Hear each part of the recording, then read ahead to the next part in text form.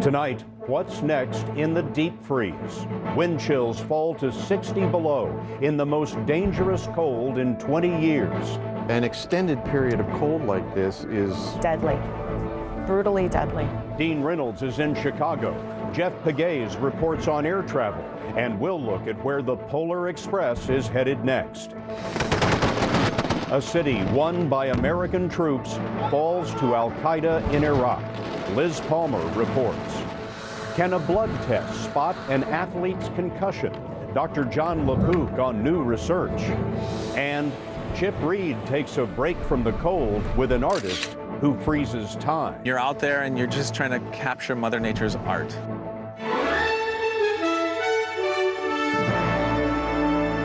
This is the CBS Evening News with Scott Pelley. Good evening. It is dangerously cold in much of the country. In many places, it is the coldest it has been in decades. Tonight in Chicago, it will feel as if it is 50 below zero. It was so cold there today, the de-icing liquid used at O'Hare Airport froze. And Chicago is just the tip of the iceberg that is Middle America. In Indianapolis, where Miguel Silva was shoveling snow, the wind chill is in the minus 30s tonight. For many, this will be a night in the cold and the dark. 50,000 power outages are reported in the region, most of them in Indiana. In Owen, Wisconsin, the temperature today, the actual temperature hit 29 below zero. And as far south as Waco, Texas, the temperature got as low as 16 degrees, breaking a record that had stood for more than a century. We have a team of correspondents covering this Arctic blast. First, Dean Reynolds in Chicago. Dean?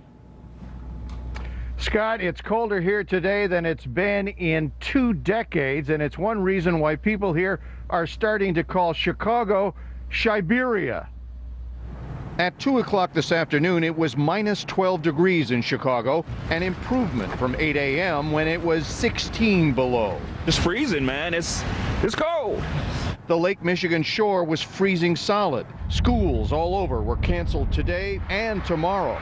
Critical parts froze up on public transport and made commuting numbingly slow. Interstate 65 in Indiana was actually closed. While in Minnesota, wind chills of 50 below were not uncommon. AAA said there were 15,000 calls for roadside assistance across the Midwest. But people still went to work somehow. There were firemen fighting fires, mailmen delivering letters. Gotta have a face mask. Only problem is my mustache keeps freezing. And doctors treating increasing cases of frostbite. an extended period of cold like this is deadly, brutally deadly. We met Dr. Michelle Sergel in the emergency room of Cook County Hospital. Everything's more difficult for everyone, but certainly people with underlying conditions. People like Miguel Gomez. He was living in an abandoned, unheated house. That almost blew. Yeah. Can you feel that? Yeah. Does it hurt? Uh-huh. The forecast is for near or below zero temperatures tomorrow as well. That's not good. That is not You're good. going to be busy. Absolutely. By Wednesday, the National Weather Service is predicting a warming trend, Scott, which should push temperatures all the way up into the 20s. Dean, thank you very much. So why is this happening now? Well, like so much of our weather, it is controlled by the jet stream. High-altitude jet stream winds usually keep polar air in place, but this week the jet stream dropped and the so-called polar vortex has fallen in to fill the gap as far south as Florida. Adam Gassimi of our Nashville affiliate, WTVF, is covering the record cold in the south. Adam? Well, Scott, good evening. Nashville's average temperature in January is 37 degrees, but tonight it is 10 and it is 15 below zero when you factor in the wind chill. It is the coldest air to hit the region in 20 years.